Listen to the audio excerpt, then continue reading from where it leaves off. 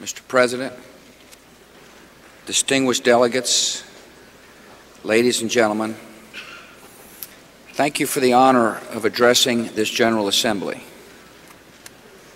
The American people respect the idealism that gave life to this organization, and we respect the men and women of the UN who stand for peace and human rights in every part of the world. Welcome to New York City, and welcome to the United States of America. During the past 3 years, I've addressed this General Assembly in a time of tragedy for my country and in times of decision for all of us. Now we gather at a time of tremendous opportunity for the UN and for all peaceful nations. For decades, the circle of liberty and security and development has been expanding in our world.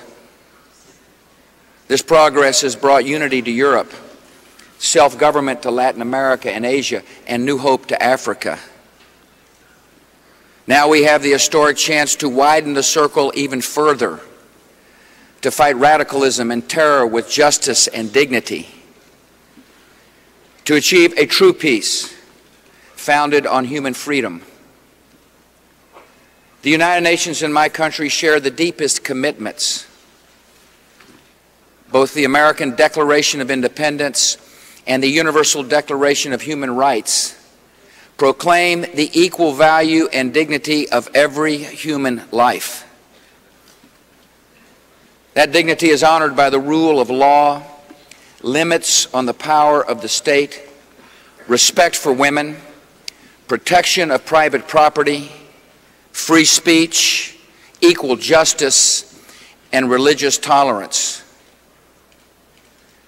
That dignity is dishonored by oppression, corruption, tyranny, bigotry, terrorism, and all violence against the innocent. And both of our founding documents affirm that this bright line between justice and injustice, between right and wrong, is the same in every age and every culture and every nation.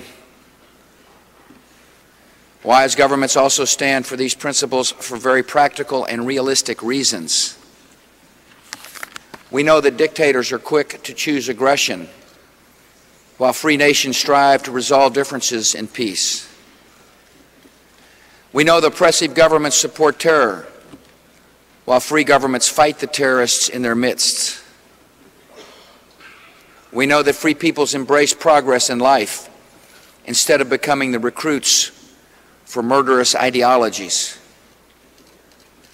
Every nation that wants peace will share the benefits of a freer world. And every nation that seeks peace has an obligation to help build that world. Eventually, there is no safe isolation from terror networks or failed states that shelter them, or outlaw regimes, or weapons of mass destruction. Eventually, there is no safety in looking away, seeking the quiet life by ignoring the struggles and oppression of others. In this young century, our world needs a new definition of security. Our security is not merely found in spheres of influence or some balance of power. The security of our world is found in the advancing rights of mankind. These rights are advancing across the world. And across the world, the enemies of human rights are responding with violence. Terrorists and their allies believe the Universal Declaration of Human Rights and the American Bill of Rights and every charter of liberty ever written are lies, to be burned and destroyed and forgotten. They believe that dictators should control every mind and tongue in the Middle East and beyond. They believe that suicide and torture and murder are fully justified to serve any goal they declare. And they act on their beliefs.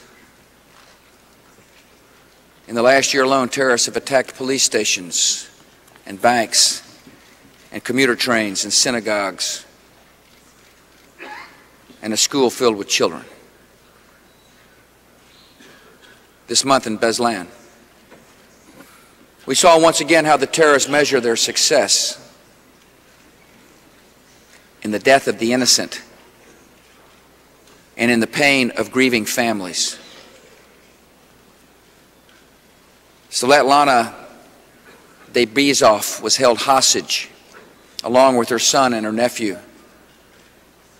Her nephew did not survive. She recently visited the cemetery and saw what she called the little graves. She said, "I understand that there is evil in the world, but what have these little creatures done?" Members of the United Nations, the Russian children did nothing to deserve such awful suffering and fright and death. The people of Madrid and Jerusalem and Istanbul and Baghdad have done nothing to deserve sudden and random murder. These acts violate the standards of justice in all cultures and the principles of all religions. All civilized nations are in this struggle together, and all must fight the murderers. We're determined to destroy terror networks wherever they operate. And the United States is grateful to every nation that is helping to seize terrorist assets, track down their operatives, and disrupt their plans. We're determined to end the state sponsorship of terror. And my nation is grateful to all that participated in the liberation of Afghanistan. We're determined to prevent proliferation and to enforce the demands of the world. And my nation is grateful to the soldiers of many nations who have helped to deliver the Iraqi people from an outlaw dictator. The dictator agreed in 1991 as a condition of a ceasefire to fully comply with all Security Council resolutions, then ignored more than a decade of those resolutions. Finally, the Security Council promised serious consequences for his defiance. And the commitments we make must have meaning. When we say serious consequences for the sake of peace, there must be serious consequences. And so a coalition of nations enforced the just demands of the world. Defending our ideals is vital, but it is not enough. Our broader mission as UN members is to apply these ideals to the great issues of our time. Our wider goal is to promote hope and progress as the alternatives to hatred and violence. Our great purpose is to build a better world beyond the war on terror. Because we believe in human dignity, America and many nations have established a global fund to fight AIDS, tuberculosis, and malaria. In 3 years, the contributing countries have funded projects in more than 90 countries and pledged a total of $5.6 billion to these efforts. America has undertaken a $15 billion effort to provide prevention and treatment and humane care in nations afflicted by AIDS, placing a special focus on 15 countries where the need is most urgent. AIDS is the greatest health crisis of our time, and our unprecedented commitment will bring new hope to those who have walked too long in the shadow of death. Because we believe in human dignity, America and many nations have joined together to confront the evil of trafficking in human beings.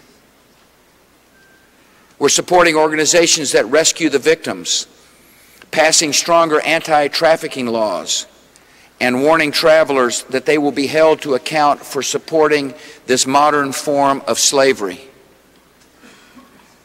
Women and children should never be exploited for pleasure or greed anywhere on earth. Because we believe in human dignity, we should take seriously the protection of life from exploitation under any pretext. In this session, the UN will consider a resolution sponsored by Costa Rica calling for a comprehensive ban on human cloning.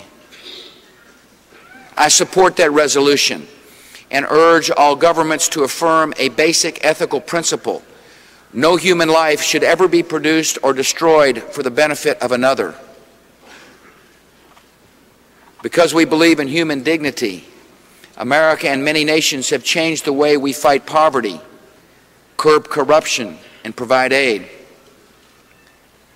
In 2002, we created the Monterrey Consensus, a bold approach that links new aid from developed nations to real reform in developing ones. And through the Millennium Challenge account, my nation is increasing our aid to developing nations that expand economic freedom and invest in the education and health of their own people. Because we believe in human dignity, America and many nations have acted to lift the crushing burden of debt that limits the growth of developing economies and holds millions of people in poverty. Since these efforts began in 1996, poor countries with the heaviest debt burdens have received more than $30 billion of relief. And to prevent the buildup of future debt, my country and other nations have agreed that international financial institutions should increasingly provide new aid in the forms of grants rather than loans. Because we believe in human dignity, the world must have more effective means to stabilize regions in turmoil and to halt religious violence and ethnic cleansing. We must create permanent capabilities to respond to future crises. The United States and Italy have proposed a global peace operations initiative. G8 countries will train 75,000 peacekeepers, initially from Africa, so they can conduct operations on that continent and elsewhere. The countries of the G8 will help this peacekeeping force with deployment and logistical needs. At this hour, the world is witnessing terrible suffering and horrible crimes in the Darfur region of Sudan. Crimes my government has concluded are genocide.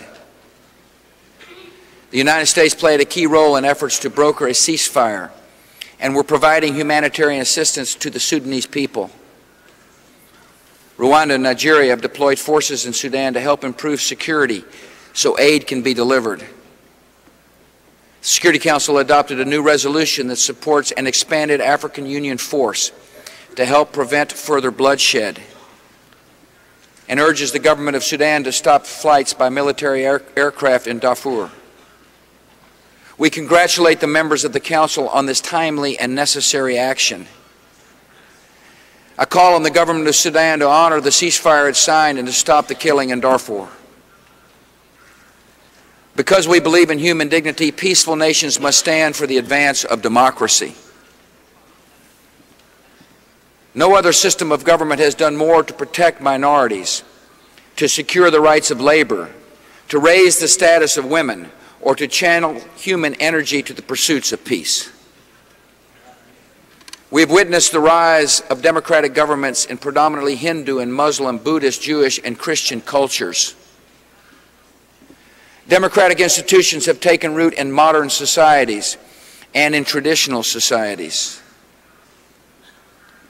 When it comes to the desire for liberty and justice, there is no clash of civilizations. People everywhere are capable of freedom and worthy of freedom. Finding the full promise of representative government takes time, as America has found in 2 centuries of debate and struggle. Nor is there only one form of representative government, because democracies by definition take on the unique character of the peoples that create them. Yet this much we know with certainty: the desire for freedom resides in every human heart. And that desire cannot be contained forever by prison walls or martial laws or secret police. Over time and across the earth, freedom will find a way. Freedom is finding a way in Iraq and Afghanistan. And we must continue to show our commitment to democracies in those nations. The liberty that many have won at a cost must be secured. As members of the United Nations, we all have a stake in the success of the world's newest democracies. Not long ago, outlaw regimes in Baghdad and Kabul threatened the peace and sponsored terrorists. These regimes destabilized one of the world's most vital and most volatile regions. They brutalized their peoples in defiance of all civilized norms. Today, the Iraqi and Afghan people are on the path to democracy and freedom. The governments that are rising will pose no threat to others. Instead of harboring terrorists, they're fighting terrorist groups. And this progress is good for the long-term security of all of us. The Afghan people are showing extraordinary courage under difficult conditions. They're fighting to defend their nation from Taliban holdouts and helping to strike against the terrorist killers. They're reviving their economy. They've adopted a constitution that protects the rights of all while honoring their nation's most cherished traditions. More than 10 million Afghan citizens, over 4 million of them women, are now registered to vote in next month's presidential election. To any who still would question whether Muslim societies can be democratic societies, the Afghan people are giving their answer. Since the last meeting of this General Assembly, the people of Iraq have regained sovereignty. Today in this hall, the Prime Minister of Iraq and his delegation represent a country that has rejoined the community of nations. The government of Prime Minister Alawi has earned the support of every nation that believes in self-determination and desires peace. And under Security Council Resolutions 1511 and 1546, the world is providing that support. The UN and its member nations must respond to Prime Minister Alawi's request and do more to help build an Iraq that is secure, democratic, federal, and free. A democratic Iraq has ruthless enemies because terrorists know the stakes in that country. They know that a free Iraq in the heart of the Middle East will be a decisive blow against their ambitions for that region. So a terrorist group associated with al-Qaeda is now one of the main groups killing the innocent in Iraq today, conducting a campaign of bombings against civilians and the beheadings of bound men. Coalition forces now serving in Iraq are confronting the terrorists and foreign fighters, so peaceful nations around the world will never have to face them within our own borders. Our coalition is standing beside a growing Iraqi security force. The NATO alliance is providing vital training to that force. More than 35 nations have contributed money and expertise to help rebuild Iraq's infrastructure. And as the Iraqi interim government moves toward national elections, officials from the United Nations are helping Iraqis build the infrastructure of democracy. These selfless people are doing heroic work and are carrying on the great legacy of Sergio de Mello. As we've seen in other countries, one of the main terrorist goals is to undermine, disrupt, and influence election outcomes. We can expect terrorist attacks to escalate as Afghanistan and Iraq approach national elections. The work ahead is demanding. But these difficulties will not shake our conviction that the future of Afghanistan and Iraq is a future of liberty. The proper response to difficulty is not to retreat. It is to prevail. The advance of freedom always carries a cost, paid by the bravest among us. America mourns the losses to our nation and to many others. And today I assure every friend of Afghanistan and Iraq and every enemy of liberty, we will stand with the people of Afghanistan and Iraq until their hopes of freedom and security are fulfilled. These two nations will be a model for the broader Middle East, a region where millions have been denied basic human rights and simple justice. For too long, many nations, including my own, tolerated, even excused oppression in the Middle East in the name of stability. Oppression became common, but stability never arrived. We must take a different approach.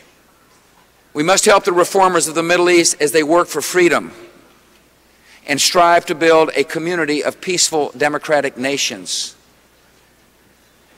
This commitment to democratic reform is essential to resolving the Arab-Israeli conflict.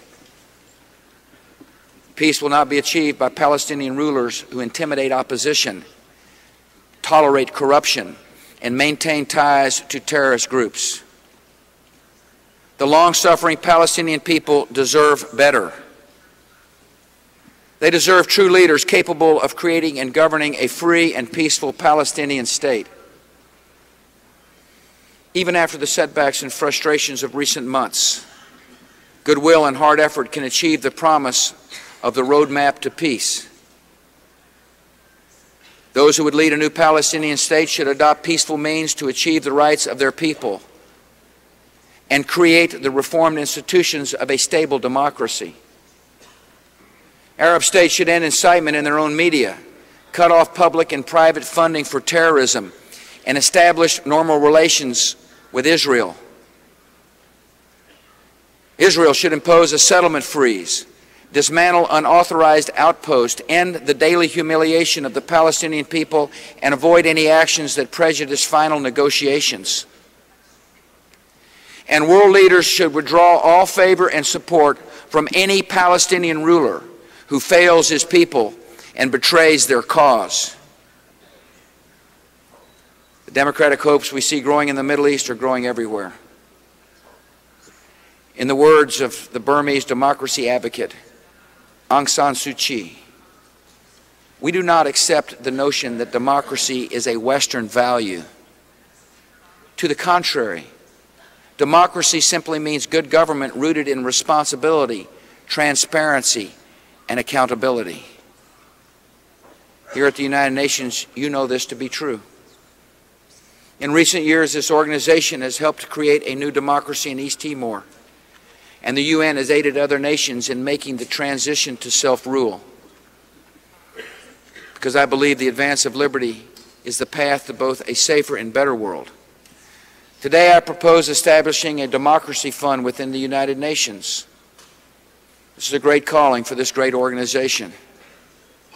The fund would help countries lay the foundations of democracy by instituting the rule of law and independent courts, a free press, political parties, and trade unions. Money from the fund would also help set up voter precincts and polling places and support the work of election monitors. To show our commitment to the new democracy fund, the United States will make an initial contribution. I urge all other nations to contribute as well. Today I've outlined a broad agenda to advance human dignity and enhance the security of all of us. The defeat of terror, the protection of human rights, the spread of prosperity, the advance of democracy. These causes, these ideals, call us to great work in the world. Each of us alone can only do so much. Together we can accomplish so much more. History will honor the high ideals of this organization. The Charter states them with clarity: to save succeeding generations from the scourge of war, to reaffirm faith in fundamental human rights, to promote social progress and better standards of life in larger freedom.